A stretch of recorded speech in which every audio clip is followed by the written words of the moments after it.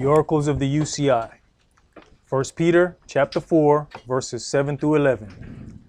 But the end of all things is at hand. Be you therefore sober and watch unto prayer. And above all things have fervent love among yourselves, for love shall cover the multitude of sins. Use hospitality one to another without grudging. As every man has received the gift, even so minister the same one to another as good stewards of the manifold grace of Elohim. If any man speak, let him speak as the oracles of Elohim. If any man minister, let him do it as of the ability which Elohim gives, that Elohim in all things may be glorified through Yahshua HaMashiach, to whom be praise and dominion forever and ever. Amen. Ephesians chapter 4, verses 29 through chapter 5 and verse 4. Let no corrupt communication proceed out of your mouth, but that which is good to the use of edifying, that it may minister grace unto the hearers. And grieve not the Holy Spirit of Elohim, whereby you are sealed until the day of redemption. That all bitterness and wrath and anger and clamor and evil speaking be put away from you with all malice.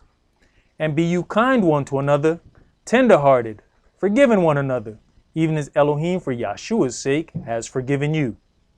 Be you therefore followers of Elohim, as their children, and walk in love, as the Mashiach also have loved us, and has given himself for us an offering and sacrifice to Elohim for a sweet-smelling savor. But fornication and all uncleanness or covetousness, let it not be once named among you as become saints. Neither filthiness, nor foolish talking, nor jesting, which are not convenient, but rather giving of thanks. Ecclesiastes chapter 5, verses 1 and 2.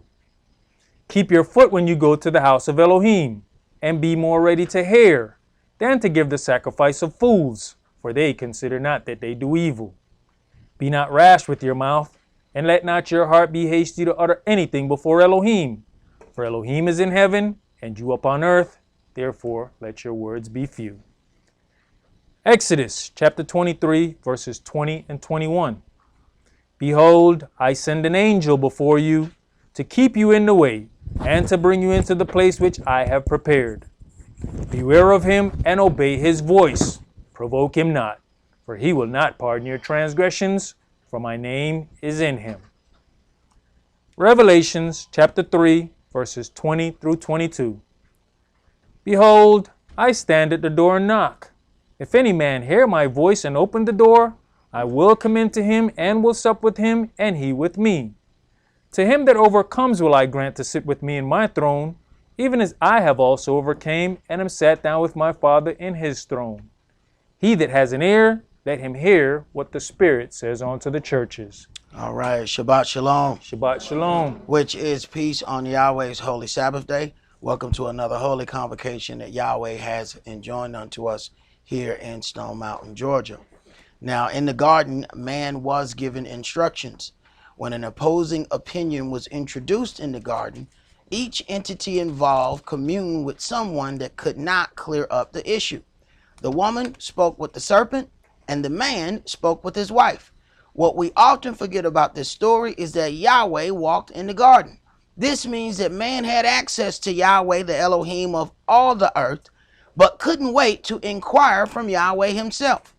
If man had communed with Yahweh instead of taking information from other entities, the entire story that we read would have had a drastically different outcome. Let's begin today's sermon in Isaiah chapter 26. Isaiah chapter 26, and today's sermon is entitled, The Counsel of YAH. The Counsel of YAH. Now, this thing about dealing with the counsel of YAH can sometimes get very interesting, especially since we come from the Christian definition of I talked to God last night.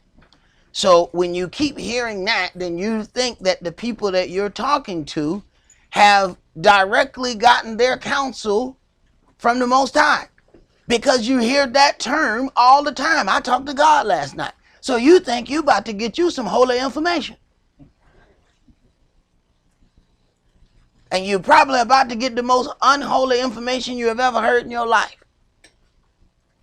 But we were also given a book of our own so that we don't have to just sit and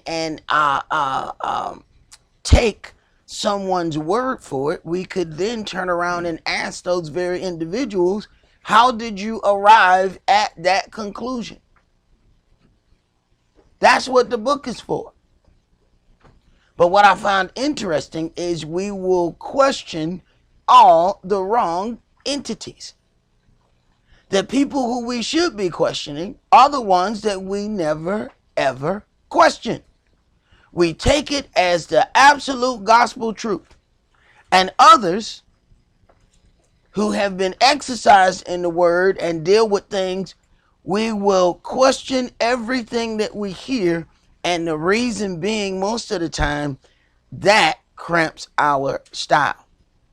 Isaiah chapter 26, and let's start that at verse 1. In that day shall this song be sung in the land of Yehuda. We have a strong city. Salvation will Elohim appoint for walls and bulwarks. Open you the gates, that the righteous nation which keepeth the truth may enter in. Right. This is the part that somehow Israel seems to forget. We get so caught up in being Israel that we forget the part about being a righteous nation. They are not all Israel which are of Israel. So if you go out on the internet and start looking, you're going to find these people who have a problem with the whole term spiritual Israel. Well, right at this point, open you the gates that the righteous nation which keeps the truth may enter in. That's not just for you just because you are one of the 12 tribes. That doesn't automatically give you access to that. There's a whole nother part to that. Are you going to walk in the things that's written? Otherwise, you're just Israel in the flesh. You don't get to walk in. We've already done that before.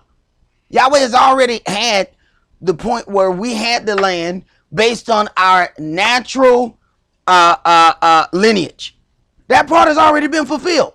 He's not doing that again. He already did it. We had the land based on our natural lineage of being Israel, being descendants of Yaakov. That part is done. It has been fulfilled. So we can stop all of these pep rallies. It ain't going to happen. He's already done it. And it didn't work then. Go ahead. Verse 3. You will keep him in perfect peace, whose mind is stayed on you, because he trusts in you. Trust you in Yahweh forever, for in Yahweh Elohim is of everlasting strength. For he brings down them that dwell on high. The lofty city, he layeth it low. He layeth it low, even to the ground. He brings it even to the dust. The foot shall tread it down, even the feet of the poor, and the steps of the needy. The way of the just is uprightness. You, most upright, does weigh the path of the just. Yea, in the way of your judgments, O Yahweh, have we waited for you. The desire of our soul is to your name and to the remembrance of you. And can we say that? Yea, in the way of your judgments, O Yahweh, have we waited for you. And a lot of times we will not wait on the judgment of Yahweh. We will implement some things on our own. Go ahead. With my soul have I desired you in the night. Yea, with my spirit within me will I seek you early. For when your judgments are in the earth, the inhabitants of the world will learn righteousness. Let favor be showed to the wicked, yet will he not learn righteousness. Right. All you have to do is look around. The more people receive, the further they get from righteousness. You can't tell people that they are not blessed. They see a little money in the bank account, they say, I am blessed. God is happy with my dealings. And America says it's strong. And they've been in everybody's business, in everybody's country, doing wickedness all over this earth. But they have absolutely no problem saying God bless America and no place else. Go ahead. Yet will he not learn righteousness. In the land of uprightness will he deal unjustly, and will not behold the majesty of Yah. Right. Everybody think that, oh, when I get to that land, I'm going to accept this. And when I get to the land, I'm going to accept that. No, you're not. You're going to deal with it in the land the same way you deal with it here. You play the game how you practice. If you practice doing nothing, when the game comes, that's exactly what you're going to do. Nothing. Your mind ain't just going to change when the game starts.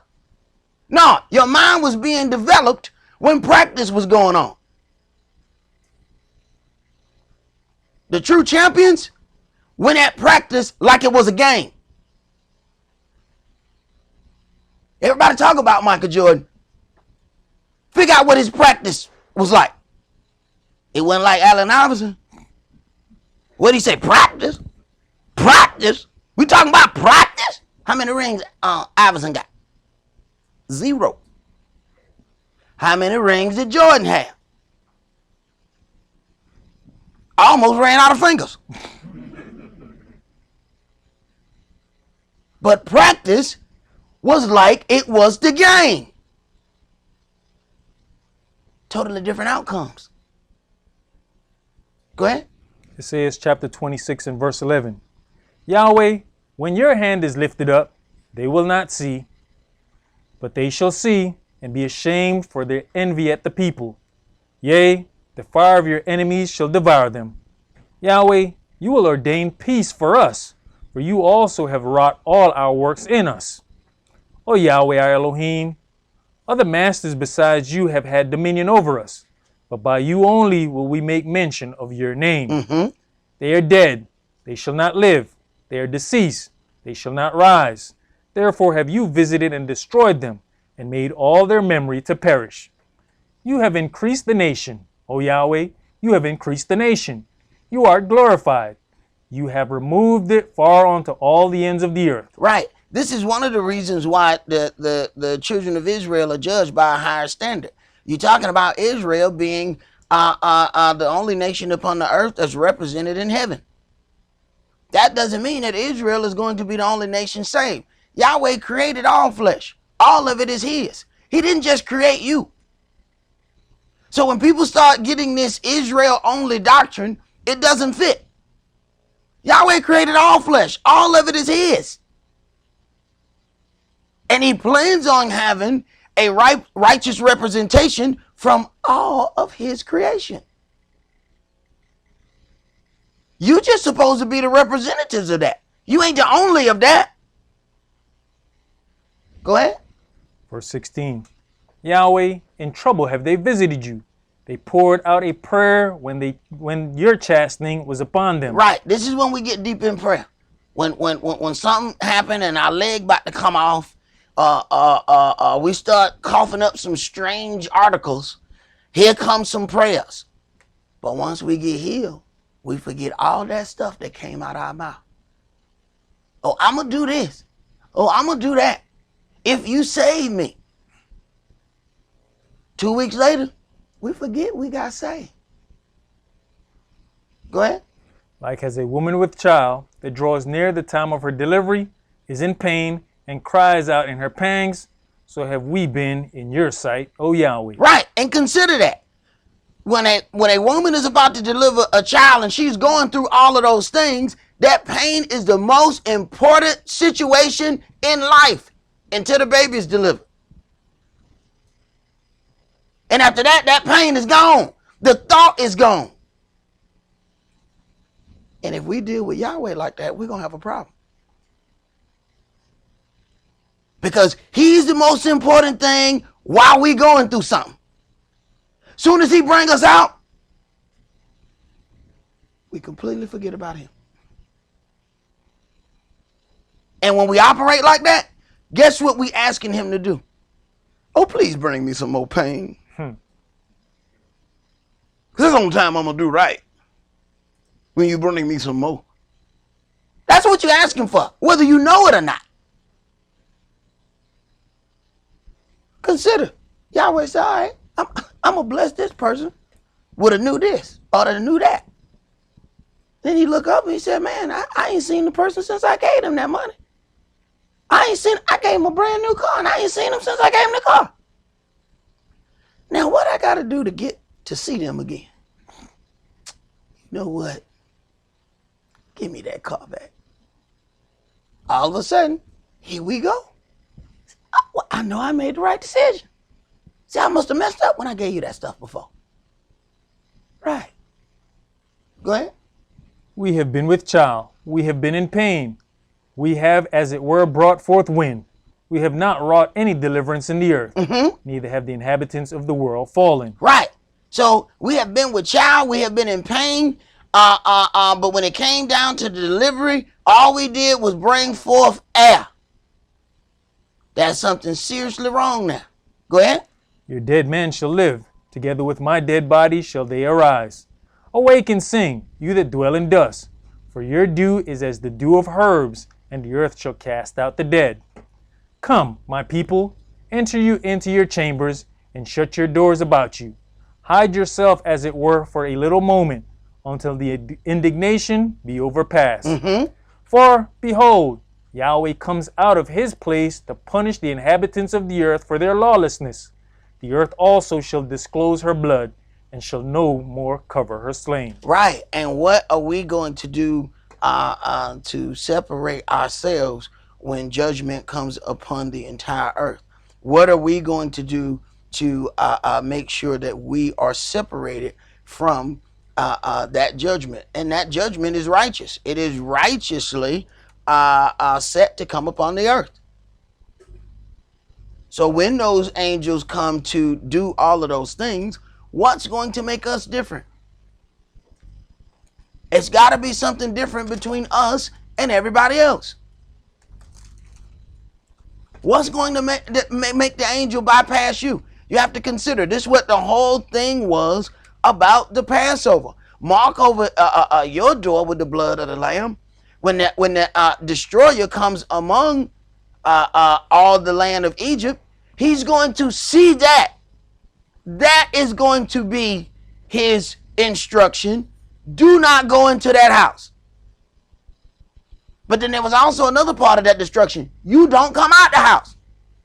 You don't come out the house and put this over your door. Now, if you come out the house, but you got the blood of the Lamb over your door, you have already transgressed the agreement. You have walked outside of your protection. Do you know how to stay inside your protection? Don't do you no good to have protection and then you walk outside of it. People say, yeah, I got me a pistol for protection. Where it's at? It's at the house. But where you at? I mean, I'm right here in front of you. Okay. So let me get this together. Okay, so you got a pistol. You know what I'm saying? To protect yourself. But the pistol is not with yourself. Oh, okay. All right. Yeah, that makes perfect sense. Let's go to Jonah chapter 1. Let's see how that works. Let's see how many boogeyman go. You wait till I get to the house. When I get to the house, I'm gonna come back. Right, he gonna wait for you. Yes, he is, cause he's such an upstanding individual. That's why he was robbing you in the first place. Cause he was an upstanding individual, and he's so fair that he's gonna let you go home, get your weaponry, and come back so the fight could be fair. Right. Jonah chapter 1, and we're going to start that at verse 1.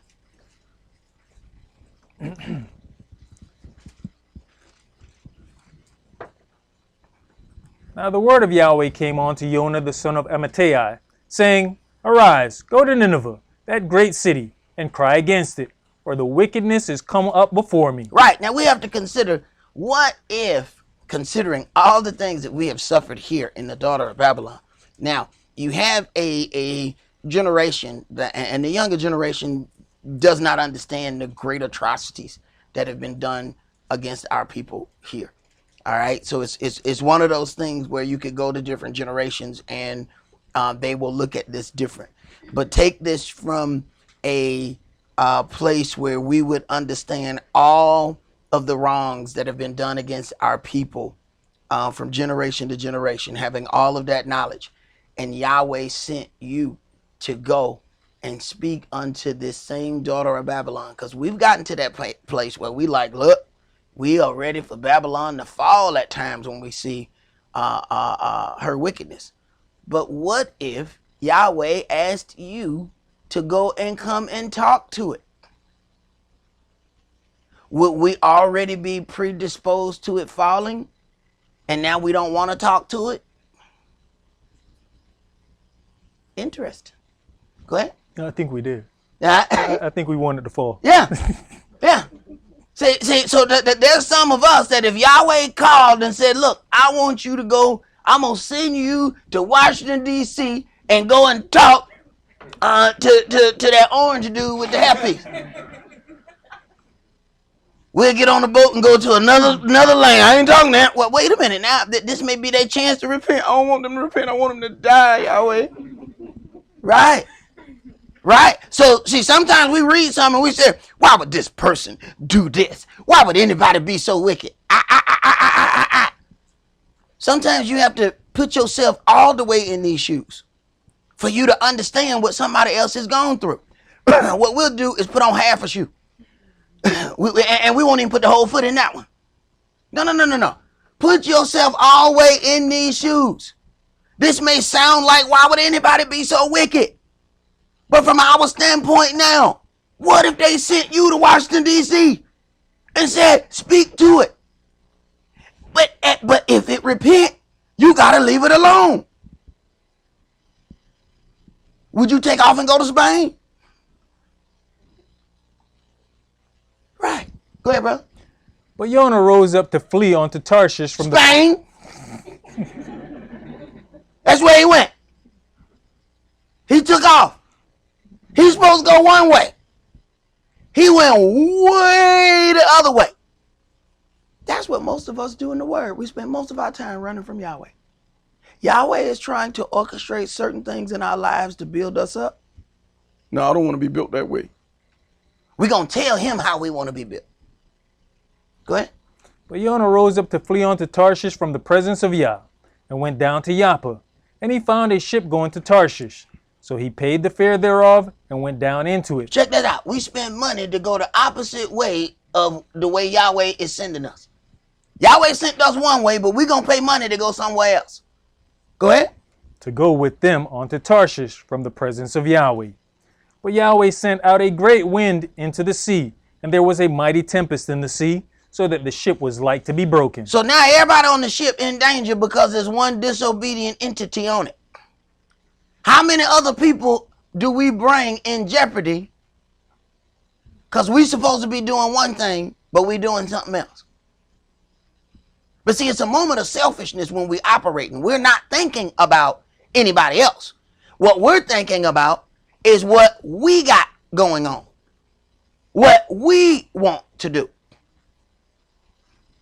We're not thinking about anybody else that might be in jeopardy. Go ahead. Then the mariners were afraid, and cried every man unto his God, and cast forth the wares that were in the ship into the sea, to lighten it of them. But Jonah was gone down into the sides of the ship, and he lay, and was fast asleep. Right. This is the same thing they did when they had too many slaves on the ship, and they realized that they have overloaded the ship. They had to get rid of some cargo. I don't know if you know, but you was the cargo. So they had too many of us. So they started throwing us over the edge. Because the ship was too heavy. Go ahead. So the shipmaster came to him, and said unto him, What meaneth you, O sleeper? Arise, call upon your Elohim, if so be that your Elohim will think upon us, that we perish not. And they said every one to his fellow, Come, and let us cast lots, that we may know for whose cause this evil is upon us. So they cast lots, and the lot fell upon Jonah. Then said they unto him, Tell us, we pray you, for whose cause this evil is come upon us. What is your occupation, and whence cometh you? What is your country, and of what people are you? And he said unto them, I am an Hebrew, and I fear Yahweh, the Elohim of heaven, which has made the sea and the dry land. Then were the men exceedingly afraid, and said unto him, Why have you done this? For the men knew that he fled from the presence of Yahweh, because he had told them. Right. These people already know you done got all us in some mess. You were serving the Yahweh, and you fled from him. Now we all in trouble because of you. Go ahead. Then said they unto him, What shall we do unto you, that the sea may be calm unto us? For the sea wrought, and was tempestuous. And he said unto them, Take me up, and cast me forth into the sea, so shall the sea be calm unto you. For I know that for my sake this great tempest is upon you. Right. Understanding the power of Yahweh, he still did what he had to do to try to run away from him. And where can you hide on Yahweh's earth from Yahweh? Where's that place you gonna go? Go ahead. Nevertheless, the men rowed hard to bring it to the land, but they could not, for the sea wrought and was tempestuous against them. So he says, unless you get rid of me, it shall not be any peace on this ship. They said, look, man, let's just row harder. Because, look, we not trying to throw nobody off no ship. We not trying to be, no murderers or nothing. See, we don't want no part of that. I mean, he mad at us because you own here. He might get more mad if we throw you off. Go ahead. Wherefore they cried unto Yahweh and said, We beseech you, O Yahweh, we beseech you, let us not perish for this man's life, and lay not upon us innocent blood. For you, O Yahweh, have done as it pleased you. Now, in a situation, you have a prophet who was called to do a job. In the situation, the first people calling upon Yahweh is the heathens who he ran with. He's still not calling upon Yahweh yet. These are heathens. Oh, Yahweh, look, hey, look, hey, can I talk? Can I say something? We ain't had nothing to do with this over here. You know what I'm saying? Don't let us die because of him. And we look, hey, as your servant. Why they the first one talking? But it's a servant of Yahweh, but somebody else talking. Go ahead.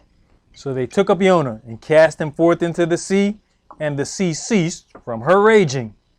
Then the men feared Yahweh exceedingly, and offered a sacrifice unto Yahweh, and made vows. Now Yahweh had prepared a great fish to swallow up Jonah, and Jonah was in the belly of the fish 3 days and 3 nights. Now jump to chapter 3, and let's start that at verse 1. And the word of Yahweh came unto Jonah the second time. Now, he's got to go through all of this for him to get back to the place where he was to go to Nineveh. See, at the end of the day, Yahweh gonna win the fight. I don't know if y'all know that yet. We can go ahead and skip the preliminaries. I know that there's those things where, there's the pre-fight, there's the talk, there's all of these things, and this is the stuff to get you hyped up about the fight, But we can go ahead and skip to the end. Yahweh gonna win the fight, okay? You are not gonna win the fight. Let's go ahead and just end that right now. Somehow we get hyped up believing we might win the fight. You're not gonna win. So after all of this, you see how far he went to the other direction. Now, go ahead and start chapter 3. And the word of Yahweh came unto Jonah the second time, saying, Arise, go unto Nineveh, that great city. Okay, I'm sorry, maybe you didn't hear me before. Get up. Go where I told you to go the first time. And now it's a longer journey. Because you went somewhere where I didn't tell you to go. It was a short trip at first. Go ahead. And preach unto it the preaching that I bid you. So Jonah arose and went on to Nineveh, according to the word of Yahweh. Now Nineveh was an exceeding great city of 3 days' journey. Mm-hmm. And Jonah began to enter into the city a day's journey. And he cried and said, Yet 40 days, and Nineveh shall be overthrown. Right. Now, Nineveh was an exceeding great city of 3 days' journey. It would have taken 3 days to go all the way through it to say what he had to say. And Jonah began to enter into the city 1 day's journey. And he said, Yet 40 days, and the city shall be overthrown. Go ahead. So the people of Nineveh believed Elohim and proclaimed a fast and put on sackcloth from the greatest of them even to the least of them. Now, you already know this ain't us. Soon as they heard it, they repented. He said, 40 days. You know when we would have repented? Day 41. Soon as we see the first fireball come out the sky, I'm sorry. Oh, I'm sorry. Oh, you was for real. Oh, you really meant it. This is when we start repenting. When we see the first ball of fire shoot out, now we want to apologize. Now we want to repent. But these wicked people. So you got the wicked. Call on Yahweh first. The prophet don't even call on it. Then you have these people, soon as they hear, you know how many times Yahweh has sent prophets to Israel while we having our Israelite pep rallies? Oh, we Judah. Yeah, we Judah. Naphtali. Naphtali. Yeah, he go to the heathen and the heathen repents immediately. Go ahead. You know, when you even think about it, the only people you hear ever wanting to stone the prophet was us. You got it, bro. We keep a bag of rocks specifically for the prophet. It's funny how that worked. The people who were given the prophets for them to be directed in righteousness, we had the biggest problem. I showed up at choir practice the other day. Folks like, why you here? What you doing here? Why I can't come to choir practice? Why? No, but I mean, have you come in peace, my brother? Why? Go ahead, man. Verse 6. For word came unto the king of Nineveh, and he arose from his throne, and he laid his robe from him, and covered himself with sackcloth, and sat in ashes. For the word came unto the king of the unrighteous city, and he is repenting. Not us. We're gonna ride till we got 4 flats. We're gonna ride to the donkey all the way down. Then we gonna repent when we ain't got nothing else. Okay, I see you done took everything. Okay, I'm sorry. You know they carry more weight if you do it when you still got something. Go ahead. And he caused it to be proclaimed and published through Nineveh by the decree of the king and his nobles, saying, let neither man nor beast, herd nor flock taste anything. Let them not feed nor drink water. The beast got to fast. The animal can't even eat. Animal like, what I do? I ain't did. Moo. What I do? Hey, man, the grass right there, bro. Just let me get a little bit of it. No, man, you can't even chew that grass. Why can't I chew the grass? It's right there. Well, because we did something stupid. So you can't chew the grass. Check that out. Go ahead. But let man and beast be covered with sackcloth. The beast got to be covered with sackcloth. That's a burlap. The most unappealing fabric ever. So we know when we get something good, it feels good on the skin. We're like, oh my goodness, look at that, it feels nice.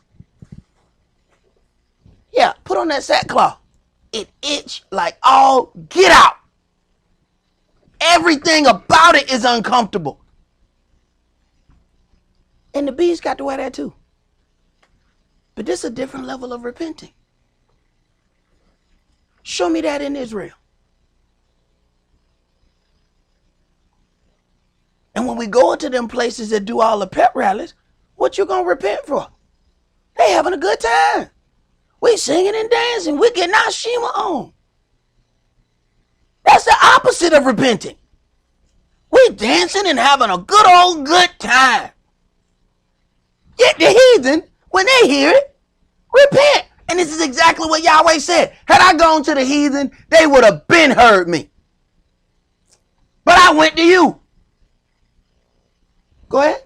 And cry mightily unto Elohim. Yea, let them turn every one from his evil way and from the violence that is in their hands.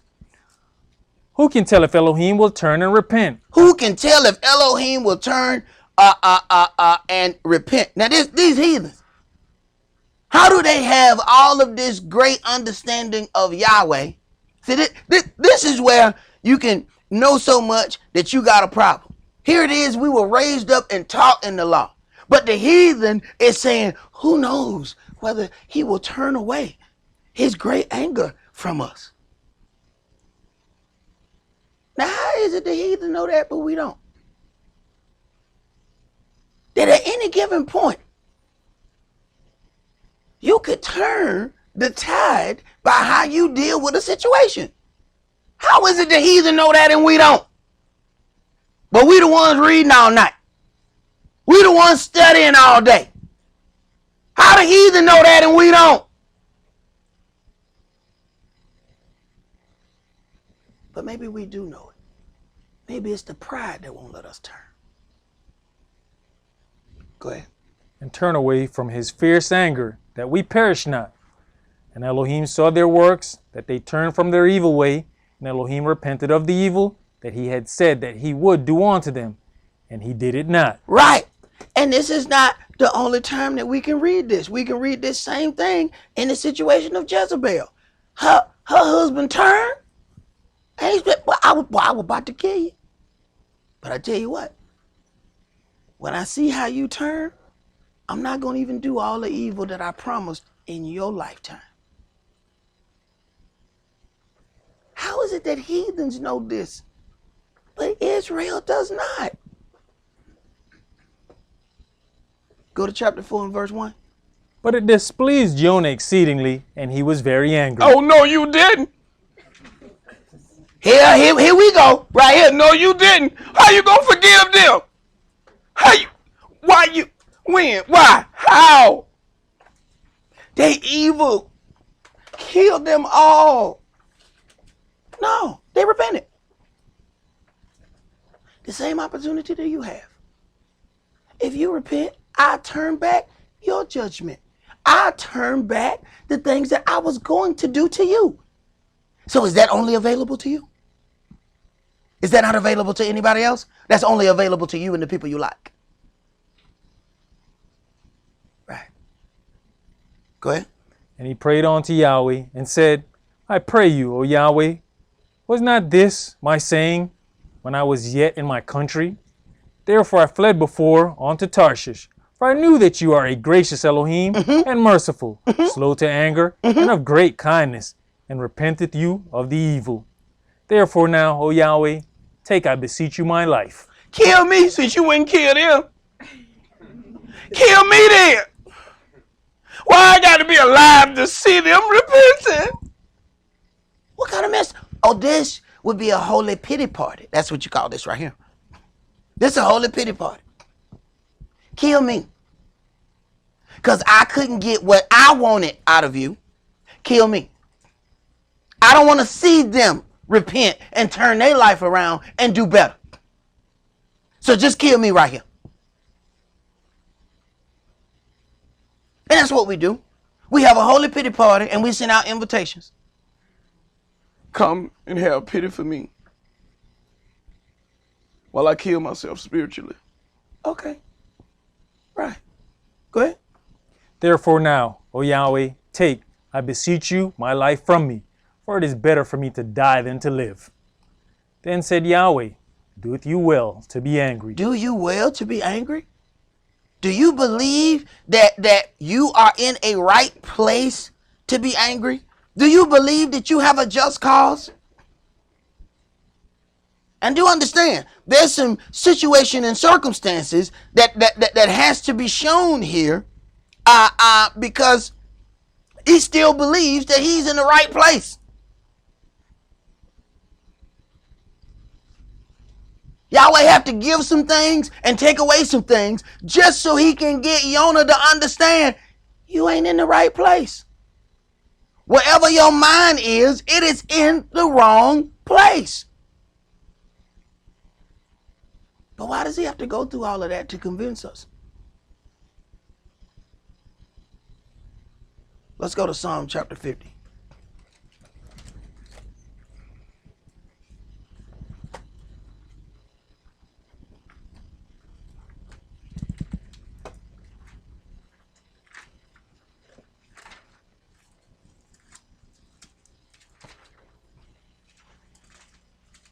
See, some of these things that we read in the New Testament about forgiveness and things of that nature, Yahshua was going on another level. Children of Israel should have already known that.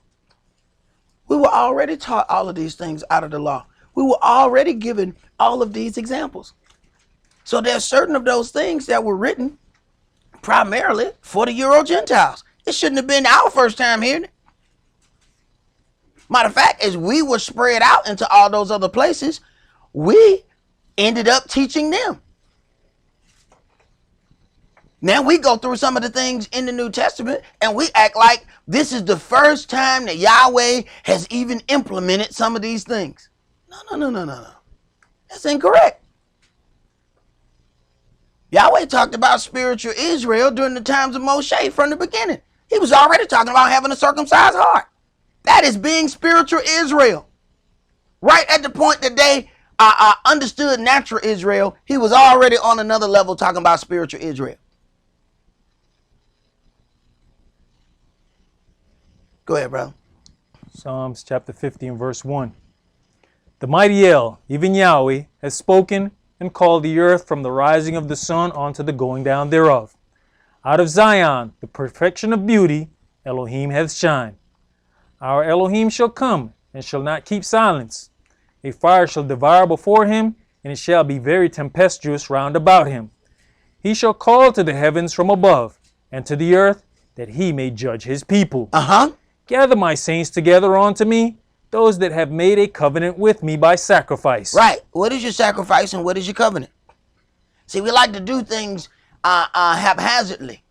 See, that way, when there's not a covenant, we don't have to do it all the time. He said, well, I'm just going to do good next Tuesday. But I'm not going to agree that I'm going to do, good every Tuesday. That's too much of a weight.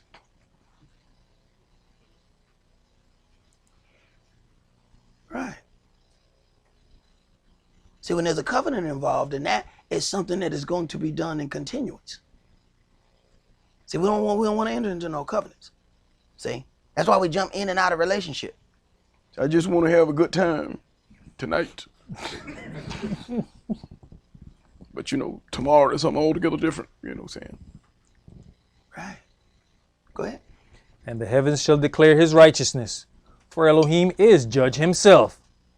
Hear, O my people, and I will speak.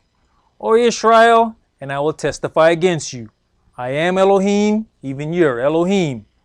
I will not reprove you for your sacrifices or your burnt offerings that have been continually before me. Right, the things that we worry about, the sacrifices and all of those things, he said, that's not even the height of what righteousness is.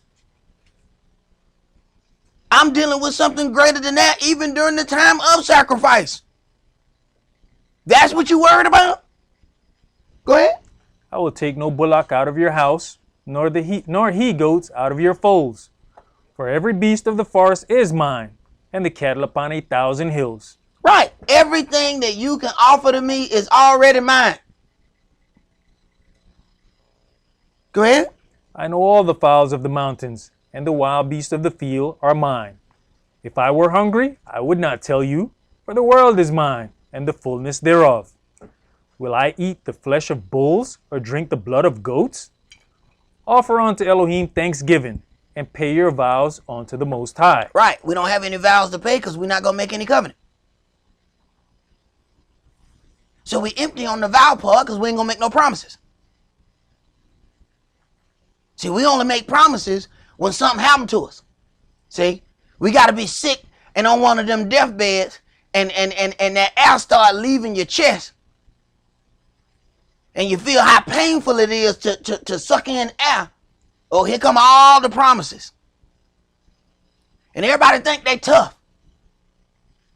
Oh, I've been in a couple hospital rooms at them last days. All that toughness go out when you're on that bed and you on that last breath. When that breath talk, here come the promises. So that's what he had to take to get you to make a covenant. Trust me, everybody who talked about they was so tough, when I got in that room and they was on that bed, it all changed.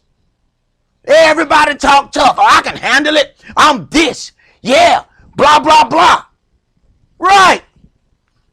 When I go in that room, they totally different. And I'm remembering all the toughness that was said beforehand. And that same one that was, when I get in there, No, what happened? No, that's a totally different voice now. What happened? Right. Don't wait till you get to that point. Go ahead. You know, my brother, but the sad thing is to see Yahweh bring somebody through and they end up right back off into mess. Right back. Like it never happened. Then start bragging like it was all them that got them through. But what Yahweh is doing is proving to each individual what's really in their heart. See, what Yahweh have to do, Yahweh don't have to prove anything to him. He already know. What he's doing is proving it to that individual. See, I told you wasn't going to stop. I told you wasn't going to do right. So before I do this to you finally, I'm going to prove to you that you wasn't going to stop. I'm going to prove to you that you wasn't going to change. Now I'm going to go ahead and do this to you. And now you understand why. He not letting it drag out for him. He already know what you're going to do. But the problem is we think we're better individuals than we really are. So he got to show us us.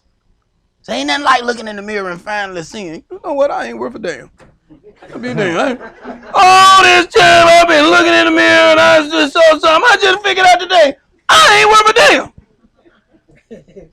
Ain't nothing like coming to that realization, boy. Right. Go ahead. Verse 15. And call upon me in the day of trouble. I will deliver you, and you shall glorify me. Will you glorify him?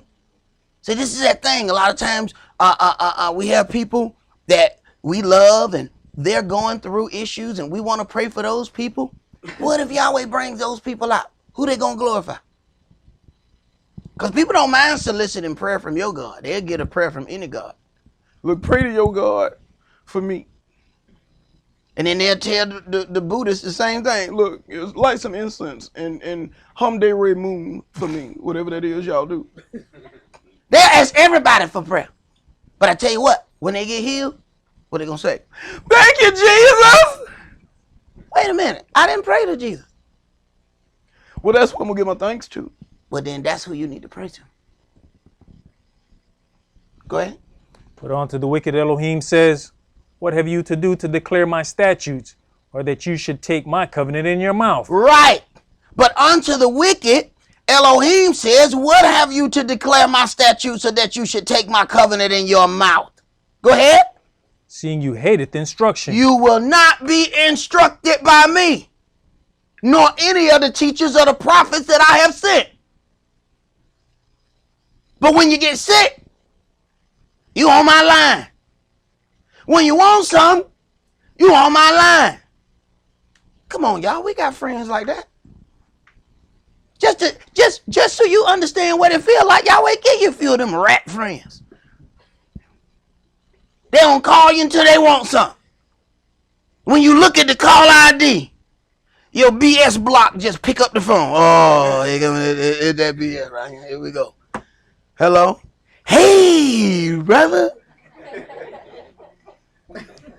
Just talk long enough to figure out what they finna ask for. Boom. There it is. Do you want to be that to Yahweh? I only call you when I want something. I really don't want to spend time with you till I need something. That means to him, you look like the friend. So do Yahweh see your prayers and be like, Turn that BS block on. That ain't nobody but such and such. I already know. right. Go ahead, brother. And casteth my words behind you. Verse 18. When you sought a thief, then you consenteth with him, and has been partaker with adulterers. When you saw a thief, what if that thief was the closest individual to you? Think about the situation of Ananias and Sapphira. They were husband and wife. One of them could have stopped the other one. It says you saw a thief, then you consented with him. Instead of saying, no, we ain't going to do this like this. Do we trust Yahweh enough that he will make things happen, or do we want to do it on our own? And when we do it, we're going to do it by the way that Babylon taught us. Because we learned some slick little nasty tricks in Babylon. Babylon done taught us some nasty stuff. Nasty. Oh yeah, we done learn some stuff in Babylon. You have to argue with yourself sometime. Because Babylon tricks will come up. It's like, look, you know, if you do this and slide this over here, you can get what that is. You have to fight with yourself. Stop that. If you don't never argue with yourself, I'm telling you something wrong with you. Because me and myself get to arguing all the time. You got to get into some arguments with yourself. Sometimes that people should really think, this is one psychotic individual. What are they talking about? And they answering. Look at it. That's that fight that you should be having with yourself. You shouldn't wait for somebody else to fight with you. There should be some fights that you are having with you. It says the spirit and the flesh lust against each other. They are not friends. They fight. Well, you got both. You got flesh and you got spirit. So at some point, they supposed to be fighting. But everybody talking about, yeah, you're supposed to be peaceful. Sometimes you should be fighting with you.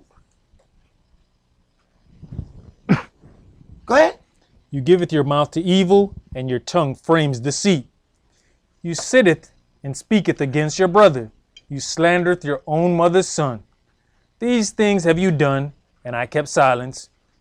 You thought it that I was altogether such a one as yourself. Right, because Yahweh kept silent and he didn't do anything right away. We think that Yahweh agrees with us. You thought I was altogether one such as yourself. It said in Ecclesiastes, because evil work is not dealt with speedily, the heart is set upon men to do evil. Because we see evil happen and then don't nothing happen right away. Well, maybe that's what I need to do. I'm sitting over here trying to do right. Look how long this taking. Hey, did that wrong. Look at you stand on top of the mountain right there. I can get on top of the mountain. Hey, dude, you don't kill a few people, steal a few things, get on there and get on up there.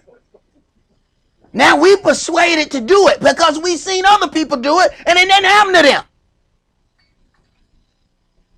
But understand, Yahweh don't discipline children that are not his.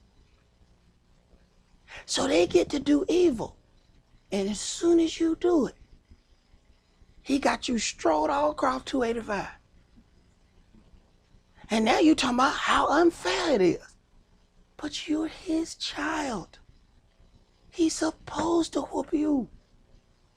You don't just go down to the school and grab somebody else's kids and whoop them. You do, you go into jail. You can't do that. Yahweh don't go. He don't do that. He said, none of them Lucifer's kids, let him discipline his own kids. He come for his. So Yahweh will pass 50 transgressors to get to you. Nothing happens to any of those transgressors. And he just walked right past them, right past them. That one right there with the blue shirt on. Come here. Bah! You didn't hit them 49 other dudes. They not mine. I don't know them. But all 49 of them look like me. I don't care. I do not know them. I know you.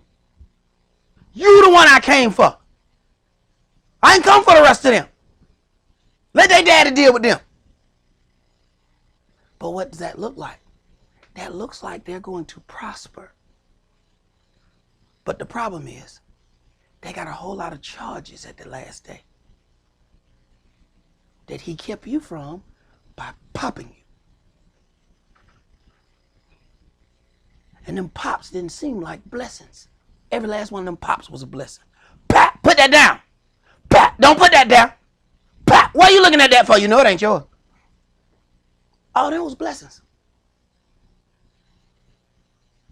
Go ahead. But I will reprove you and set them in order before your eyes. Verse 22. Now consider this, you that forget Elohim, lest I tear you in pieces, and there be none to deliver.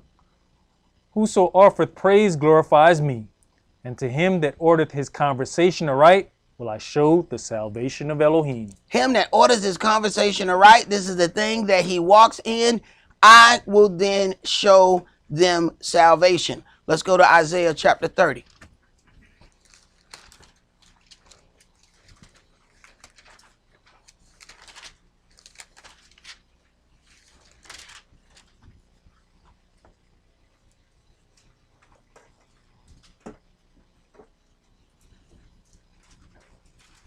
Isaiah chapter 30, and let's start that at verse 1. Woe to the rebellious children, says Yahweh, that take counsel, but not of me, and that cover with a covering, but not of my spirit, that they may add sin to sin. Right. Woe to the rebellious children, says Yahweh, that they take counsel, but they will not take counsel of me. So at the end of the day, sometimes we don't want that kind of counsel. We want the counsel of those who are already in agreement with us. So then we go and ask people who have even less information than we do.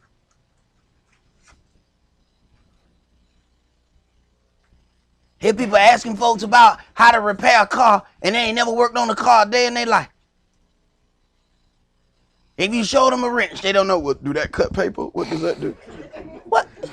And this is a person you asking car advice from? They don't even know what a wrench is. That's not the guy to ask. You're asking the wrong person the wrong thing. Go ahead. That walk to go down into Egypt, and have not asked at my mouth, to strengthen themselves in the strength of Pharaoh, and to trust in the shadow of Egypt. Right. And that's what we do here in spiritual Egypt. We're going to ask the spiritual Egyptians. We won't ask at Yahweh's hand. We won't ask according to the things that Yahweh has set up. No, we're going to ask the Egyptians. He says, I'm going to send you into Egypt again. So we ain't got to go nowhere but down the street. Because we're already in Egypt. So we go ask them, how should I do this? And the stuff they give us is absolutely foul because they just foul individuals. They built this place by doing foul things. So they tell us how to build things in foulness. Go ahead. Therefore shall the strength of Pharaoh be your shame, and the trust in the shadow of Egypt your confusion. For his princes were at Zoan, and his ambassadors came to Hanes. They were all ashamed of a people that could not profit them, nor be in help nor profit, but a shame and also a reproach. The burden of the beast of the south, into the land of the trouble and anguish, from whence come the young and old lion, the viper and fiery flying serpent. They will carry their riches upon the shoulders of young asses, and their treasures upon the bunches of camels, to a people that shall not profit them. For the Egyptians shall help in vain, and to no purpose. Therefore have I cried concerning this. Their strength is to sit still. Which is what we have the hardest time doing. How about just sit still and wait on Yahweh? There's some things that you may see somebody and see people gain. What you don't know is the labor that they went through some decades ago to even get that. Go ahead. Now go, write it before them in a table, and note it in a book, that it may be for the time to come forever and ever. That this is a rebellious people, lying children, children that will not hear the law of Yahweh. Which say to the seers, see not, and to the prophets, prophesy not unto us right things, speak unto us smooth things, prophesy deceits. Right. This is how Israel teach the rulers how to rule over us. If you say a bunch of nice things to us, we will make you rich. If you say a bunch of stuff, God not mad with you, we are more than conquerors. Just keep saying that all day and you gonna run out of places to even put your money. That's how we teach people how to rule over us. Because when them people come telling us the truth, we got a problem with them people. When them people start telling us, hey, you keep doing this, Yahweh gonna do something to you. Oh no, we got a problem with them people. But the ones that tell us lies all day, oh, we love them. When we see them, we hug them so tight, we squeeze them and their eyeballs pop out. And then the people doing you the most harm.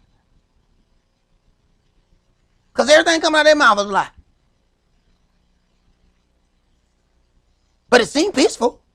But they lying. Lies always seem peaceful until it comes to pass that they are lying. It always seems peaceful. Go ahead. Get you out of the way. Turn aside out of the path. Cause the Holy One of Israel to cease from before us. Wherefore thus says the Holy One of Israel, because you despise this word, and trust in oppression and perverseness, and stay thereon, therefore this lawlessness shall be to you as a breach ready to fall, swelling out in a high wall, whose breaking comes suddenly at an instant. And he shall break it as the breaking of the potter's vessel that is broken in pieces. He shall not spare, so that there shall not be found in the bursting of it a sherd to take fire from the earth, or to take water withal out of the pit. For thus says the Adonai YAH, the Holy One of Israel, in returning and rest shall you be saved. In quietness and in confidence shall be your strength, and you would not. And quiet and confidence shall be your strength, but you would not. Go ahead. But you said, no, for we will flee upon horses. Therefore shall you flee, and we will ride upon the swift. Therefore shall they that pursue you be swift. 1,000 shall flee at the rebuke of one. 1,000 flee at the rebuke of one.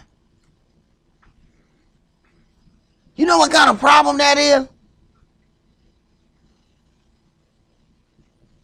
Go ahead. And even up to this day, that's still one of the big things of how did so little amount of people capture all these people and put them into servitude. That's one of the things that people are still sitting there. How did they get us all? Yeah. Go ahead. At the rebuke of 5 shall you flee, till you be left as a beacon upon the top of a mountain, and as an ensign on an hill. And there will Yahweh wait, that he may be gracious unto you, and there will he be exalted, that he may have mercy upon you. For Yahweh is a Elohim of judgment. Blessed are all they that wait for him. Blessed are all they that wait for him. See, Yahweh may be trying to orchestrate some things in our lives, but of course, we want things when we want them.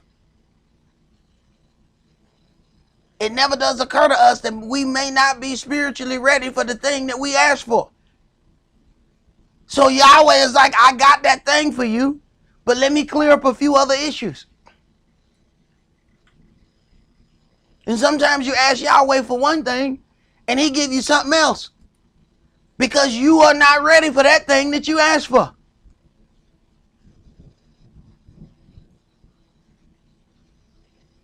I prayed for one thing, Yahweh gave me something altogether different. I was like, maybe you didn't hear what I said. He heard what I said. He heard me clearly. But afterwards, I started paying attention. Oh, well, look at all these other things that he fixing with the situation that I did not ask for. Because, see, I was content leaving some stuff broke. You know, we get accustomed to certain things being broke. Ain't no need to fix it. That's just like that. That's how that is. No, you're going to fix this, you're going to fix this, and you're going to fix this. But guess what? You're going to need that over there to do it. Yeah, but I don't want that. I want this over here. No. You're going to get that right there, and then you're going to get that, and you're going to fix all 3 of these, and then fix that, and then I'll let you build this over here. But do we have the patience to wait on Yahweh? It is a change of perspective that is sometimes needed, most of the times needed, because what we see is the things that are in front of us. It's the stuff that's around that corner that we don't see, but he knows it's there. That's why you got to trust something bigger than you. You don't know what's around the corner. He does. So sometimes you have to ask Yahweh to forgive you for fighting against him as he is actually answering the prayer that you asked. But because you couldn't see what was around the corner, you think that he just either didn't hear you right, or maybe he said no. No, I said yeah. But I'm telling you, it's something around this corner that you need to prepare for. Go ahead. Verse 19. For the people shall dwell in Zion at Jerusalem. You shall weep no more. He will be very gracious unto you at the voice of your cry. When he shall hear it, he will answer you. And though the Adonai give you the bread of adversity and the water of affliction, yet shall not your teachers be removed into a corner any more, but your eyes shall see your teachers. And your ears shall hear a word behind you, saying, This is the way, walk you in it, when you turn to the right hand and when you turn to the left. And wouldn't that just be an awesome thing? Your ears shall hear a word behind you, telling you which way to go. So we're going to have a spiritual navigation system. Don't go over there. They about that foolishness. Don't go. You're going to have some problem. Don't go there. See, that's that argument that you're supposed to have with yourself right there. See, we ain't got that navigation system yet, so you got to argue with yourself on your own right now.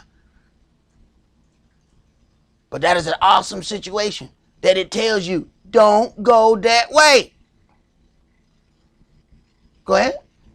You shall defile also the covering of your graven images of silver, and the ornament of your molten images of gold. You shall cast them away as a menstruous cloth. You shall say unto it, Get you hence. Then shall he give the rain of your seed, that you shall sow the ground withal, and bread of increase of the earth. And it shall be fat and plenteous. In that day shall your cattle feed in large pastures. The oxen likewise and the young asses that ear the ground shall eat clean provender, which has been winnowed with the shovel and with the fan. A lot of these things, when we read it, it really doesn't seem like a situation of us getting anything. It really doesn't manifest itself in any kind of prosperity unto us, because we've gotten so far away from providing for ourselves. But what you're reading about is being able to sustain yourselves. Part of the issues that we have is that we have to keep dealing with the daughter of Babylon for this and for that. We need you for food. We need you for bread. We need you to keep our power on. If their power company go down, we go down. But if you have these things for yourselves, then you don't have to depend on other nations. This is true power, true prosperity. Not having to wait for somebody else to ship you something. Being able to provide those things right amongst yourselves. To some of those people who are getting themselves like off the power grid, hey, them people have found themselves under attack. They have attacked those people because they got afraid of those people. They start setting up water things where they could collect their own water. They started set up all the things on the roof to capture all the electricity. And you know, when those people build enough of those things, their electricity is stored up. You know, they can then sell electricity back to the power company. Mm-hmm. Oh, some of them people, they got afraid of them people, and they start messing with them. They condemned one white boy house. He said, "Cause you're not on any public anything." He said, "Man, I don't need y'all for nothing." How you gonna condemn my house? They trying to get him to you got to get something of the county. County water. He said, "I don't need your water. I got my own." Wait, you need to get electricity. I don't need your electricity. I got my own. They got afraid of this individual because they wanted him to have some kind of connection to their system so that they can have some kind of way of shutting him down. So here it is, we read about the power of not having to deal with anybody, and we don't even really recognize it when we read it. Go ahead. And there shall be upon every high mountain and upon every high hill rivers and streams of waters in the day of the great slaughter, when the towers fall. Moreover, the light of the moon shall be as the light of the sun, and the light of the sun shall be sevenfold, as the light of 7 days, in the day that Yahweh binds up the breach of his people and heals the stroke of their wound. Behold, the name of Yahweh comes from far, burning with his anger, and the burden thereof is heavy. His lips are full of indignation, and his tongue as a devouring fire. And his breath, as an overflowing stream, shall reach to the midst of the neck, to sift the nations with the sieve of vanity. And there shall be a bride in the jaws of the people, causing them to err. A bridle in the jaws of the people, causing them to err. So they're not going to even be able to go right if they wanted to. But you consider the situation of Pharaoh. When the judgment ended up coming upon Pharaoh, Yahweh wouldn't even let him repent. So no. You've been doing wrong this long, you're going to keep doing wrong. I ain't going to let you do right now. Now you're going to go on out so this judgment can come upon you fully. I ain't going to let you turn away now. Because if you turn away now, you're only turning away because of the punishment. You're not turning away because you're attempting to do righteousness. Go ahead. You shall have a song, as in the night when a holy solemnity is kept. Verse 29, you shall have a song, as in the night when a holy solemnity is kept, and gladness of heart, as when one goes with a pipe to come into the mountain of Yahweh, to the mighty one of Israel. And Yahweh shall cause his glorious voice to be heard, and shall show the lightning down of his arm, with the indignation of his anger, and with the flame of a devouring fire, with scattering and tempest and hailstones. One of y'all phones just start talking over there. You ain't tell Siri to shut up. Verse 31. For through the voice of Yahweh shall the Assyrian be beaten down, which smote with a rod. And in every place where the grounded staff shall pass, which Yahweh shall lay upon him, it shall be with tabrets and harps, and in battles of shaking will he fight with it. For Tophet is ordained of old, yea, for the king it is prepared. He has made it deep and large. The pile thereof is fire and much wood. The breath of Yahweh, like a stream of brimstone, does kindle it. All right, let's go to 2 Kings chapter 19. Listening to that brother's phone that just started talking over there. Some of these newfound things that we have, those things can work against us at any point. And the stuff that I end up doing, one of the guys that work at the same company put out a text and say, I don't have the heart to go to this lady's door and knock on the door. But she had one of those Marine cameras, and it was a floodlight. And somehow she had either pressed that broadcast button or something. But she was engaged in some very personal business. And she was broadcasting that business all over the said neighborhood. So y'all need to be careful with your devices here.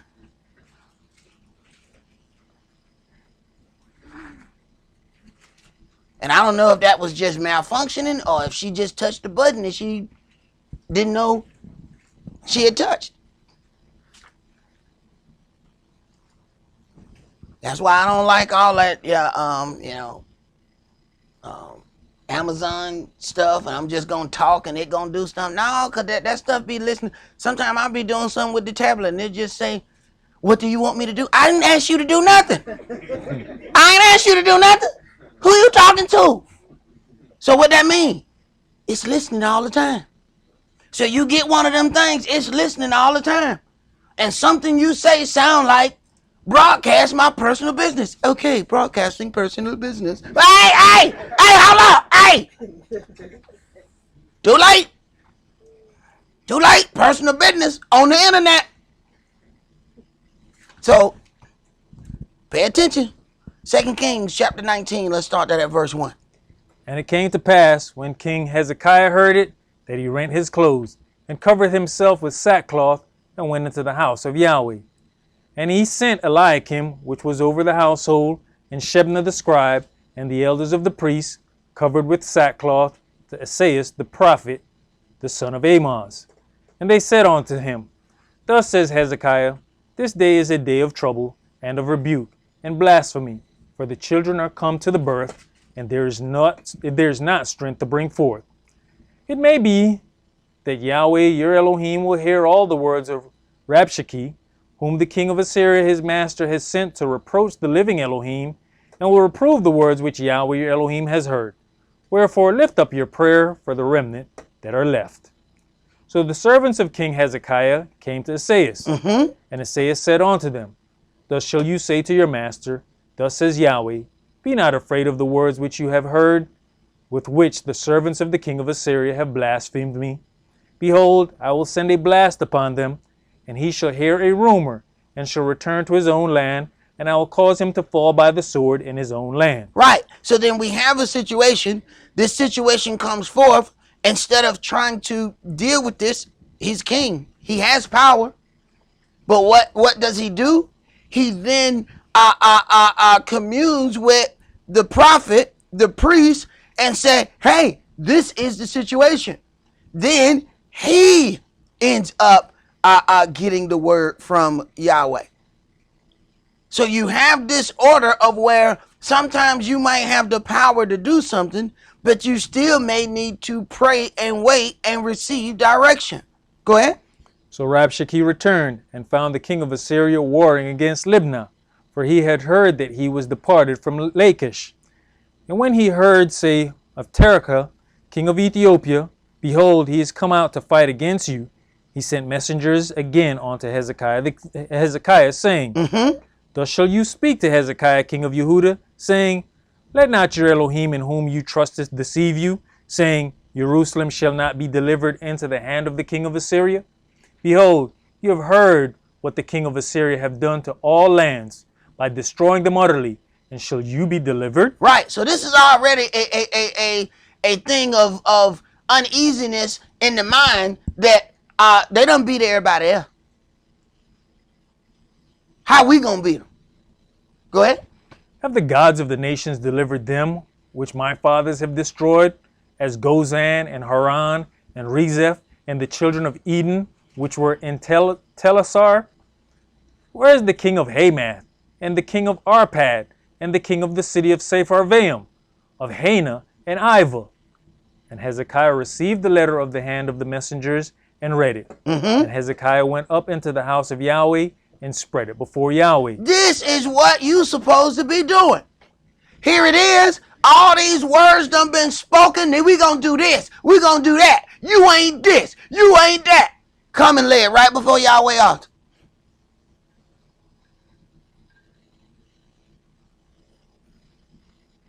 Let Yahweh take care of Yahweh business.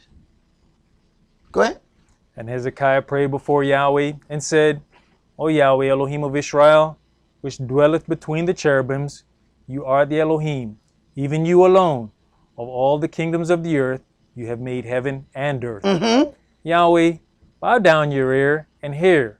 Open, Yahweh, your eyes and see, and hear the words of Sennacherib, which has sent him to reproach the living Elohim.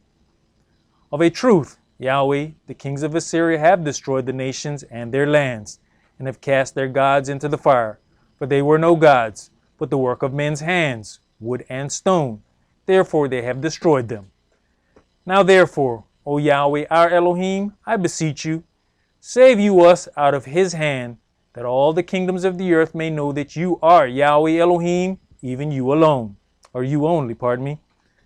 Then Esaias, the son of Amoz, sent to Hezekiah, saying, Thus says Yahweh Elohim of Israel, that which you have prayed to me against Sennacherib, king of Assyria, I have heard. This is the word that Yahweh has spoken concerning him. The virgin, the daughter of Zion, has despised you and laughed you to scorn.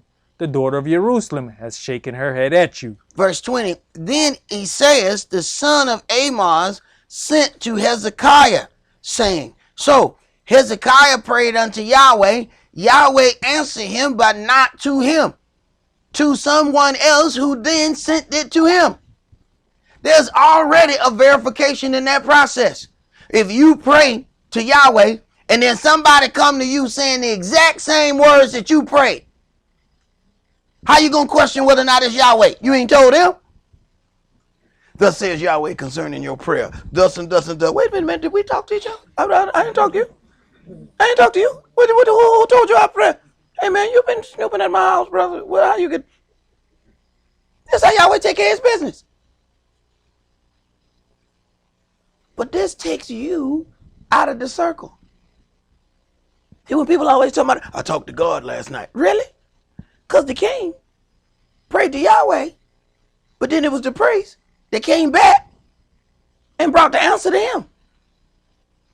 But yet when we hear people, they have these direct conversations with Yahweh. Interesting. Because he like to go around in circles with the stuff that I read. When Saul going in, he said, go to this man, Ananias. He will tell you what to do. Oh, Yahweh has a tendency to go in a little circle so that we don't get puffed up with I talked to God last night. But see, if you don't read, you don't know that. So everybody keep talking about how they talk to God. He has a serious knack for going in a circle. I might pray for something, and he send Kish, and Kish will turn around and say something. Hey, man, you got such and such and such. Boom, got it. What did you tell him for? So my head won't blow up, and you can't even get it on that camera. Well, how we only got one of Sock's eyes on the picture? Where his head done blew up, child. You can't. That's how Yahweh take care of his business. Go ahead. 2 Kings chapter 19 and verse 22. Whom have you reproached and blasphemed? And against whom have you exalted your voice and lifted up your eyes on high? Even against the Holy One of Israel. By your messengers you have reproached the Adonai, and has said, with the multitude of my chariots I am come up to the height of the mountains, to the sides of Lebanon, and will cut down the tall cedar trees thereof, and the choice fir trees thereof, and I'll enter into the lodgings of his borders, and into the forest of his Carmel. I have digged and drunk strange waters. With the sole of my feet have I dried up all the rivers of besieged places. Has you not heard long ago how I have done it, and of ancient times that I have formed it? Now have I brought it to pass, that you should be to lay waste fenced cities into ruinous heaps. Therefore their inhabitants were of small power. They were dismayed and confounded. They were as the grass of the field, and as the green herb, as the grass on the housetops, and as corn blasted before it be grown up. But I know your abode, and your going out, and your coming in, and your rage against me. Because your rage against me and your tumult is come up into mine ears, therefore I'll put my hook in your nose, and my bridle in your lips, and I will turn you back by the way by which you came in. See, Yahweh will take care of his business, but the issue is, do we trust Yahweh enough to believe that he's going to take care of that business, even when the enemy that reproaches you is stronger than you? Go ahead. And this shall be a sign unto you. You shall eat this year such things as grow of themselves, and in the second year that which springs of the same. And in the third year sow you, and reap, and plant vineyards, and eat the fruits thereof. Now, this is where we end up getting into some issues. That there is this invading army that's there. Yahweh holds off the invading army because we have required of him. We have done all of these things, but then we get complacent and content. And then he opens the door and let them right in. But we see, well, he has protected us thus far. Yeah, he protected us thus far because we had asked him in a certain way. We thought about it in a certain manner. But then we got comfortable and we got complacent, and he went away and took away that gift. And that is something that we have a serious issue with. Let's go to 1 Kings chapter 12.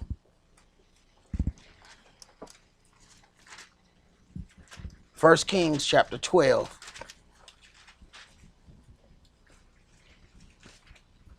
And we're going to read verses 1 through 19.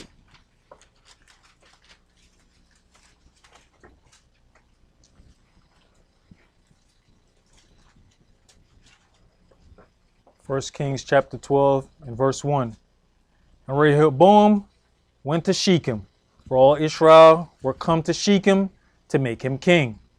And it came to pass, when Jeroboam the son of Nebat was yet in Egypt, heard of it, for he was fled from the presence of King Shlomo, and Jeroboam dwelt in Egypt, that they sent and called him, and Jeroboam and all the congregation of Israel came and spake unto Rehoboam, saying. Now, you're now dealing with a situation where judgment is about to come upon Shlomo for the things that he has done. And when Yahweh orchestrates a situation, it doesn't matter how we go at it. It is going to perform the thing that he has set out for it to perform. So now a situation is going to present itself. But what is interesting is how these decisions get put into play. Go ahead. Verse 4. Your father made our yoke grievous. Now therefore make you the grievous service of your father, and this heavy yoke which he put upon us lighter, and we will serve you. Right. If you make our load lighter, we will serve you.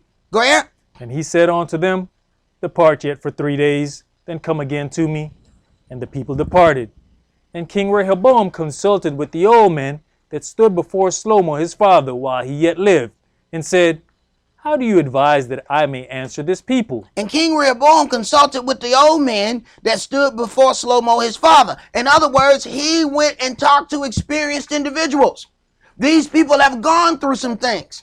See, there's a difference between talking to somebody who is just old and talking to somebody who is old and experienced. Especially when you consider the culture that we walk in today. You could have some people, because we're not raised automatically in the same culture. So what happens is you may have a 40-year-old who's been in the Word for 25 years. Then you got a 65-year-old person who just got in the Word 2 years ago. Which one is the elder? Aha. Aha. Aha. Right. Read, brother. Verse 7. And they spake unto him, saying, If you will be a servant unto this people this day, and will serve them, and answer them, and speak good words to them, then they will be your servants forever. So they're telling them, this is how you're going to gather these people unto you. We are experienced in doing this. We have done this. We ain't just old men. We are old, experienced men. We have watched how this works. Go ahead. But he forsook the counsel of the old men, which they had given him, and consulted with the young men that were grown up with him. I'm going to talk to my friend and them. Anytime you're talking to anybody and them, here come that mess. You don't want to hear from the experienced people. I want to talk to and them. This is who we get our consultation from. I'm going to talk to them. Go ahead. And which stood before him.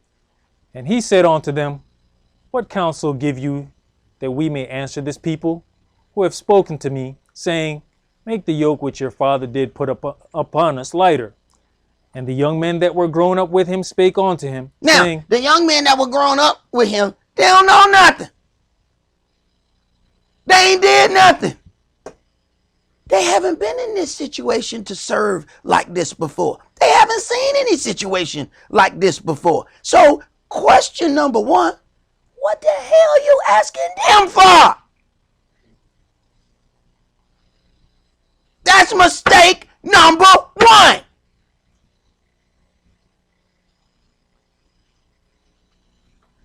I used to think that was crazy when my mama used to say, and when I was younger, Why you keep asking your friends? They don't know nothing. They just as dumb as you are. as I got older, I understood exactly what she was saying. They're just as dumb as I am. They don't know. What am I asking them for? Go ahead. You know, it's even interesting with the conversation with the old man. He said, How do you advise that I may answer this people?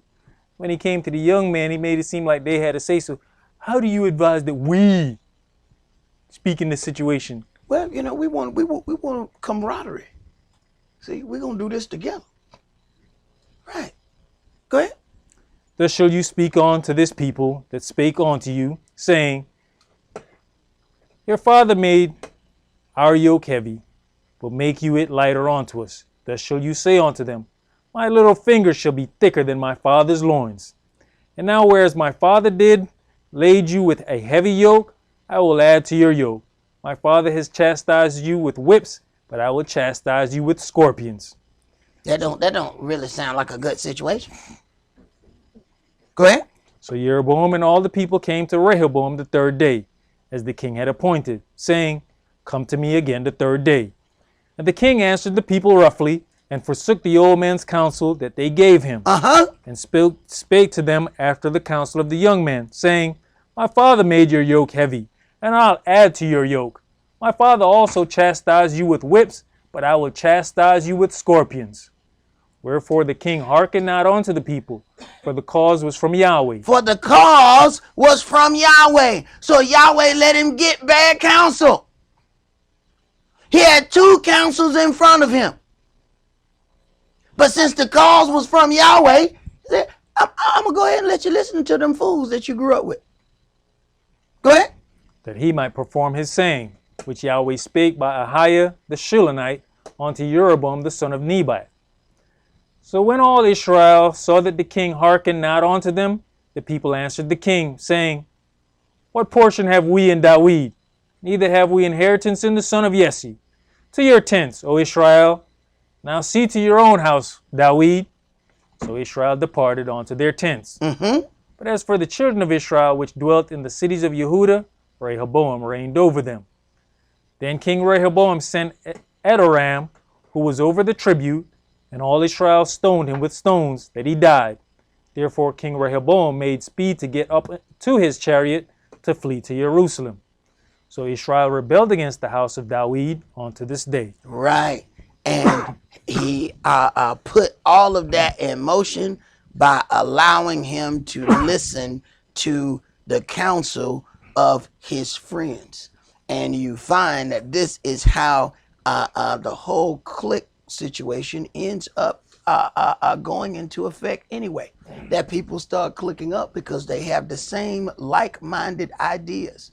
You think that they just that he just listened to the young man. No, they had the same thought process. They all wanted to operate in the same way. So that's why that information, that's why that counsel was more appealing unto him. That sounded appealing because this is what he liked. And Yahweh let him like it. Go right ahead. Because you're about to cut this whole kingdom in half by doing so. But go right ahead. That's who you want to listen to. I'm going to let you listen to that individual. Let's go to Matthew chapter 15.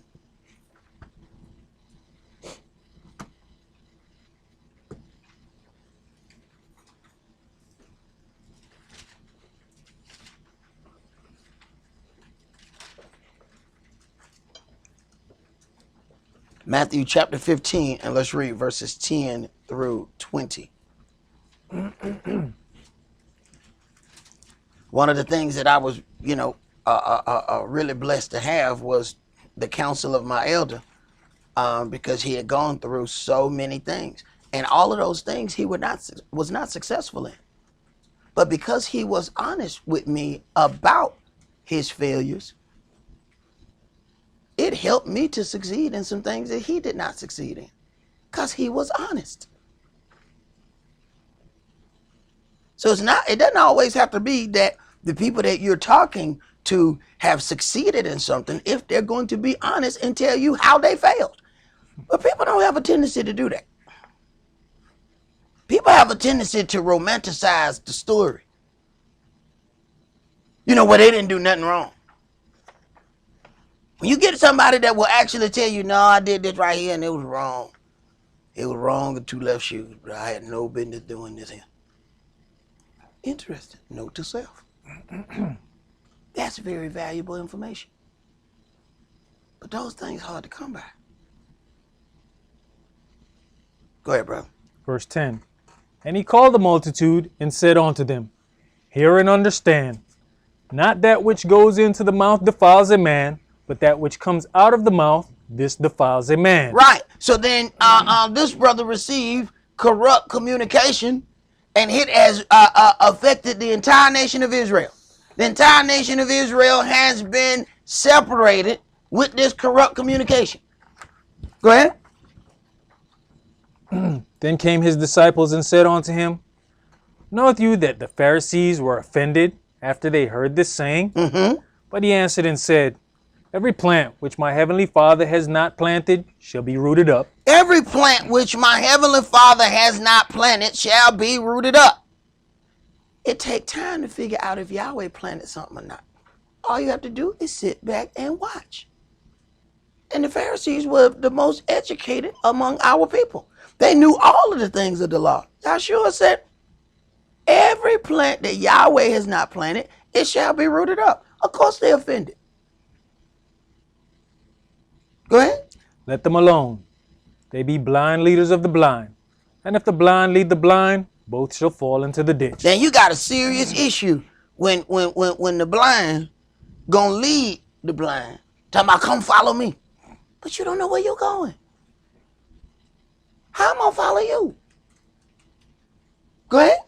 Then answered Cephas and said unto him, declare unto us this parable. And Yahshua said, are you also yet without understanding?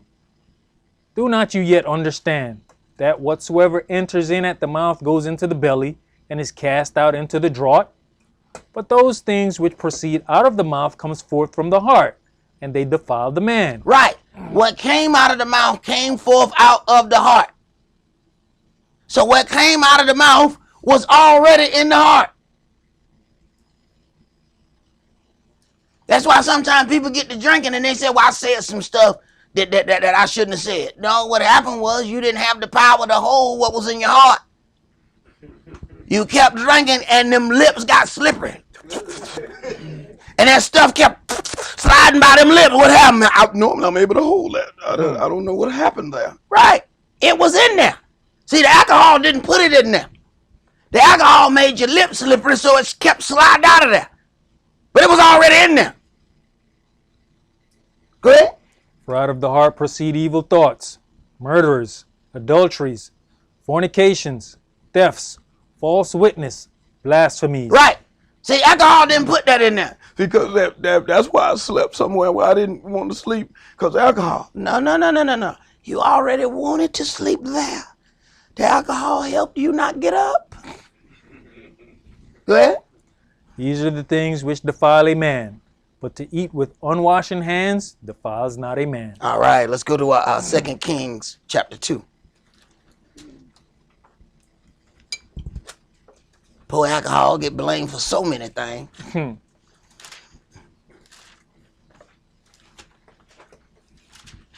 Yahshua said he was a wine bibber. He still remember where he lived. Yahshua made wine. Was the wine the problem?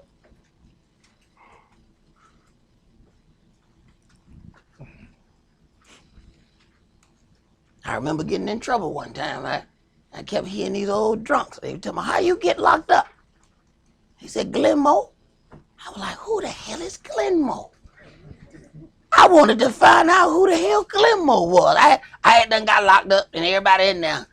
About 4 or 5 old drunks kept talking about Glenmore. I said, well, who the hell is Glenmore? I said, that dude, I said, well, is he in here? Because he sure got about 4 or 5 y'all locked up. Come to find out Glenmore was some cheap liquor. And I figured out that's who they blaming. That how they got locked up. 2 Kings chapter 2, let's start that at verse 1. And it came to pass, when Yahweh would take up Elijah into heaven by a whirlwind, that Elijah went with Elisha from Gilgal. And Elijah said unto Elisha, tarry here, I pray you, for Yahweh hath sent me to Bethel. And Elisha said unto him, as Yahweh lives, and as your soul lives, I will not leave you. So they went down to Bethel. And the sons of the prophets that were at Bethel came forth to Elisha, and said unto him, knoweth you that the Yahweh will take away your master from your head today? And he said, yeah, I know it. Hold you your peace. And Elijah said unto him, Elisha, tarry here, I pray you, for Yahweh hath sent me to Jericho. And he said, as Yahweh lives, and as your soul lives, I will not leave you. So they came to Jericho. And the sons of the prophets that were at Jericho came to Elisha, and said unto him, know you that Yahweh will take away your master from your head today? And he answered, yeah, I know it. Hold your peace. And Elijah said unto him, tarry, I pray you here, for Yahweh hath sent me to Jordan. And he said, as Yahweh lives, and as your soul lives, I will not leave you. And they too went on. And 50 men of the sons of the prophets went, and stood to view afar off, and they two stood by Jordan. And Elijah took his mantle, and wrapped it together, and smote the waters, and they were divided hither and thither, so that they two went over on dry ground. And it came to pass, when they were gone over, that Elijah said unto Elisha, Ask what I shall do for you, before I be taken away from you. And Elisha said, I pray you, let a double portion of your spirit be upon me. And he said, You have asked a hard thing. Nevertheless, if you see me when I am taken from you, it shall be so unto you. But if not, it shall not be so. And it came to pass, as they still went on and talked, that, behold, there appeared a chariot of fire and horses of fire, and parted them both asunder. And Elijah went up by a whirlwind into heaven. All right, brother, let's go to Psalms chapter 27.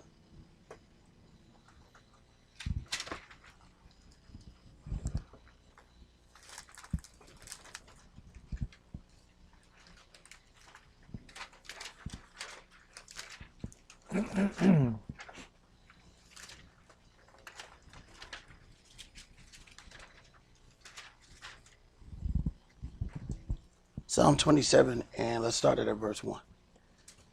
Yahweh is my light and my salvation. Whom shall I fear? Yahweh is the strength of my life. Of whom shall I be afraid? When the wicked, even mine enemies and my foes, came upon me to eat up my flesh, they stumbled and fell. Though an host should encamp against me, my heart shall not fear. Though war should rise against me, in this will I be confident. One thing have I desired of Yahweh, that will I seek after, that I may dwell in the house of Yahweh all the days of my life, to behold the beauty of Yahweh, and to inquire in his temple. And to inquire in his temple. There are certain situations that come upon us that we should be asking. Excuse me, man, I need to get to the altar. Can I go in? I got some things I need to say.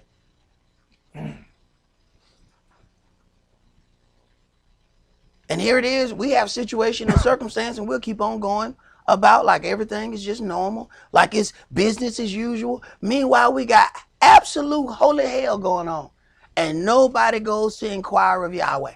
Instead, we're going to talk to our friends who don't know jack and wonder why we still keep ending up in the same predicament. Didn't you try that last year? Well, how well did it work then? So you're going to do the same thing and expect a different result. Good luck on that. Go ahead. Verse 5. For in the time of trouble he shall hide me in his pavilion. In the secret of his tabernacle shall he hide me. He shall set me up upon a rock. And now shall mine head be lifted up above mine enemies round about me. Therefore will I offer in his tabernacle sacrifices of joy. I will sing. Yes, I will sing praises unto Yahweh. Hear, O Yahweh, when I cry with my voice. Have mercy also upon me and answer me. Right. This is what my elder used to say. This is why we sing certain songs. Why we don't go out there and sing all those gospel feel-good songs. Said so that your heart can be prepared to serve Yahweh, your Elohim. Go ahead. When you said, Seek you my face, my heart said unto you, Your face, Yahweh, will I seek. Hide not your face far from me. Put not your servant away in anger. You have been my help. Leave me not, neither forsake me, O Elohim of my salvation. When my father and my mother forsake me, then Yahweh will take me up. Teach me your way, O Yahweh, and lead me in a plain path because of mine enemies. Right. When all my family forsake me, Yahweh will be there for me. Do we believe that? Understand, there are certain things that even before Yahshua would do a miracle, he asked them, do you believe I can do this? And if they were in disbelief, they have already limited what he could do for them. So if we operate in disbelief, we have already limited him. It's not that he doesn't have the power to do it. Your disbelief ties his hands. And there are certain things that we do that just reeks of disbelief. Go ahead. Deliver me not over unto the will of mine enemies, for false witnesses are risen up against me, and such as breathe out cruelty.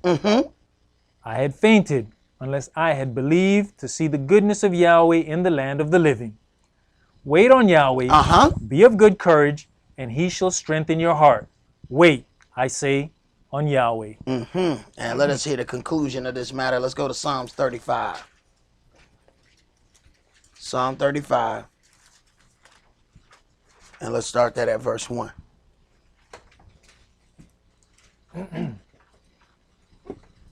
Plead my cause, O Yahweh, with them that strive with me. Fight against them that fight against me. Right. Do you understand that Yahweh will plead your cause, that Yahweh will vindicate you? That you don't have to go try to seeking about all of these things. Yahweh know how to take care of his business. Yahweh knows things about individuals that you will not possibly know. Because people will give you the face that they got it all together. But Yahweh know where every little bit of hurt at in their body, where every little bit of hurt at in their job, in their house. He know all of that. So they can plant and try to do whatever they got to do to you. He know how to take care of his own business. He don't need your help. You ain't going to do them and mess it up anyway. You don't have enough information to deal with Yahweh or try to deal with his business. Go ahead. Take hold of shield and buckler, and stand up for mine help. Draw out also the spear, and stop the way against them that persecute me. Say unto my soul, I am your salvation. Let them be confounded and put to shame that seek after my soul. Let them be turned back and brought to confusion that devise my hurt. Right. The very things that people will try and do to you, if you take care of Yahweh's business, he will turn around and put all of that on them. But it won't have to come from your hand. That way your hand's still clean. You didn't do it. Go ahead. Let them be as chaff before the wind, and let the angel of Yahweh chase them. Let their way be dark and slippery, and let the angel of Yahweh persecute them. For without cause have they hid for me their net in a pit, which without cause they have digged for my soul. Let destruction come upon him at unawares, and let his net that he has hid catch himself. Let his net that he has hid catch him. When I was little, my mom used to say, when you dig a hole, dig two. One for them and one for you. And all Yahweh gonna do is turn you around a few times so you forget where the hole at. You gonna know it's your hole when you find your shovel in it. Go ahead. Into that very destruction let him fall. And my soul shall be joyful in Yahweh. It shall rejoice in his salvation. All my bones shall say, Yahweh, who is like unto you, which delivereth the poor from him that is too strong for him? Yea, the poor and the needy from him that spoileth him. False witnesses did rise up. They laid to my charge things that I knew not. They rewarded me evil for good, to the spoiling of my soul. But as for me, when they were sick, my clothing was sackcloth. But as for me, when they were sick, my clothing was sackcloth. Go ahead. I humbled my soul with fasting, and my prayer returned into mine own bosom. I behaved myself as though he had been my friend or brother. I bowed down heavily as one that mourneth for his mother. But in mine adversity they rejoiced, and gathered themselves together. Right, they had a party when they thought I was going to fall. Go ahead. Yea, the abjects gathered themselves together against me, and I knew it not. They did tear me, and ceased not. With hypocritical mockers in feasts, they gnashed upon me with their teeth. Right. You don't have to be present for all of those things. Yahweh takes care of his business. Yahweh gonna take care of you. You can't be everywhere and everything and deal with everything. He got your back if you take care of his business. That's why the word says, take care of you the thing concerning the kingdom, and the rest shall be added unto you. Go ahead. Adonai, how long will you look on? Rescue my soul from their destructions, my darling from the lions. I will give you thanks in the great congregation. I will praise you among much people. Let not them that are mine enemies wrongfully rejoice over me, neither let them wink with the eye that hate me without a cause. For they speak not peace, but they devise deceitful matters against them that are quiet in the land. For they speak not peace. But don't get it twisted. Many speak not peace, and the first thing you hear is shalom. I've seen people rob somebody of almost $250,000 and was smiling the whole time they was robbed, telling everybody shalom, hugging and kissing, mwah, shalom. Done stole $250,000 and was smiling and hugging and kissing the whole time. Then all of a sudden they don't feel comfortable around us, right? Because I keep throwing out this word and they know they still in here with me. They're like, look, I got to get away from him. I do not feel comfortable around him. See, the word is not growing in my heart around him. I got to leave. Right. Took a while for us to figure out that's because you was stealing $250,000. You damn right you wasn't supposed to be comfortable around me. Read, man. Yea, they opened their mouth wide against me and said, Aha, aha, I have seen it. This you have seen, O Yahweh, keep not silence. O Adonai, be not far from me. Stir up yourselves and awake to my judgment, even to my cause, my Elohim, my Adonai. Judge me, O Yahweh, my Elohim, according to your righteousness, and let them not rejoice over me. Let them not say in their hearts, Ah, so would we have it. Let them not say, We have swallowed him up. Let them be ashamed and brought to confusion together that rejoice at mine hurt. Let them be clothed with shame and dishonor that magnify themselves against me. Let them shout for joy and be glad that favor my righteous cause. Yea, let them say continually, Let Yahweh be magnified, which has pleasure in the prosperity of his servant. And my tongue shall speak of your righteousness and of your praise all the day long. Right. And my tongue shall speak of your righteousness and of your praise all the day long. But don't get it twisted. Everybody is not happy about hearing about Yahweh's righteousness, because as you speak about the righteousness of Yahweh, you are cramping somebody else's style. The righteousness of Yahweh is not welcomed in every house because it is going to cause some issues in some houses. So just speaking of the righteousness of Yahweh, this may sound like it is a very good thing as you read this very last verse. That last verse right there can cause you more trouble than you can even shake a stick at. Here it is. You got some folks that's finna they finna worship that evergreen tree and deal with Nimrod's rebirth that they call Christmas. Go speaking of Yahweh's righteousness in that place and see what happened to you. Go ahead. I'm just talking mess. You ain't gotta believe me. Go ahead. Go on over there to their little Christmas dinner and go running off at your mouth. Go on, sit on, they run you out of there. I'm talking about the oldest, sweetest looking lady ever. She gonna hit you one of them broomsticks. She look real sweet till you start talking about that Christmas dinner, and watch how she starts swinging on you. Don't get it twisted. Speaking about the righteousness of Yahweh can get you in some situations. Ain't no different than when you start doing it here. Sooner or later, you do it on a heavier level here. Sooner or later, you gonna get to somebody's protected point. And they gonna swing at you just like that old lady did when you were talking about her Christmas. Same thing. Don't get it twisted. That's all that we're gonna do for today. Remember the Sabbath to keep it holy. Shabbat shalom. Shabbat shalom.